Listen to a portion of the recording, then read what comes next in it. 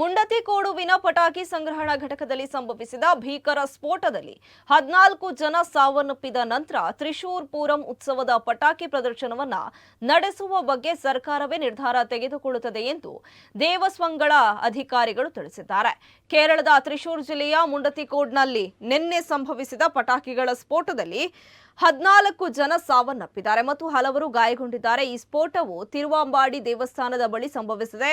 ಇದೇ ತಿಂಗಳ 24ರಂದು ನಡೆಯಲಿರುವ ತ್ರಿಶೂರ್ ಪೂರಂ ಹಬ್ಬದ ಪ್ರಯುಕ್ತ ಪಟಾಕಿಗಳನ್ನು ತಿರುವಾಂಬಾಡಿ ದೇವಸ್ಥಾನದ ಬಳಿ ಶೆಡ್ ನಿರ್ಮಿಸಿ ಸಂಗ್ರಹಿಸಿ ಇಡಲಾಗಿತ್ತು. ಇದರಿಂದ ಸ್ಫೋಟ ಉಂಟಾಗಿ ಸುತ್ತಲೂ ಬೆಂಕಿ ಆವರಿಸಿದೆ. ಬೆಂಕಿ ಹೊತ್ತಿಕೊಂಡ ಕೂಡಲೇ ಸಾಲು ಸಾಲಾಗಿ ಪಟಾಕಿಗಳು ಸ್ಫೋಟಗೊಳ್ಳುವ ಸದ್ದು ಹಲವಾರು ಕಿಲೋಮೀಟರ್ಗಳ ವರೆಗೆ ಕೇಳಿ ಬರುತ್ತಿದ್ದವು ಎಂದು ಸ್ಥಳೀಯರು ತಿಳಿಸಿದ್ದಾರೆ. ಇಲ್ಲಿಯವರೆಗೆ ಸುಮಾರು 13 ಜನರನ್ನು ರಕ್ಷಿಸಲಾಗಿದೆ. ಗಾಯಾಳುಗಳಲ್ಲಿ 8 ಜನ ಗಂಭೀರ ಸ್ಥಿತಿಯಲ್ಲಿದ್ದಾರೆ. ಒಟ್ಟು 23 ಗಾಯಾಳುಗಳನ್ನು ತ್ರಿಶೂರು ಸರ್ಕಾರಿ ವೈದ್ಯಕೀಯ ಕಾಲೇಜು ಆಸ್ಪತ್ರೆಗೆ ದಾಖಲಿಸಲಾಗಿದೆ. ಇನ್ನು ಸ್ಫೋಟದ ಸಮಯದಲ್ಲಿ ಸುಮಾರು 30ರಿಂದ 40 ಜನ ಸ್ಥಳದಲ್ಲಿದ್ದರು ಎಂದು ಜಿಲ್ಲಾಧಿಕಾರಿ ಶಿಖಾ ಸುರೇಂದ್ರನ್ ಹೇಳಿದ್ದಾರೆ.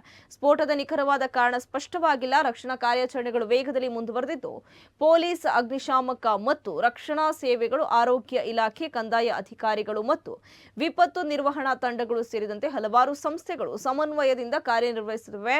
ಪರವಾನಗಿ ಹೊಂದಿರುವ ಮುಂಡತಿಕೋಡ್ ಸತೀಶ್ ಸೇರಿದಂತೆ ಗಾಯಗೊಂಡವರು ಪ್ರಸ್ತುತ ಚಿಕಿತ್ಸೆಯನ್ನು ಪಡೆಯುತ್ತಿದ್ದಾರೆ.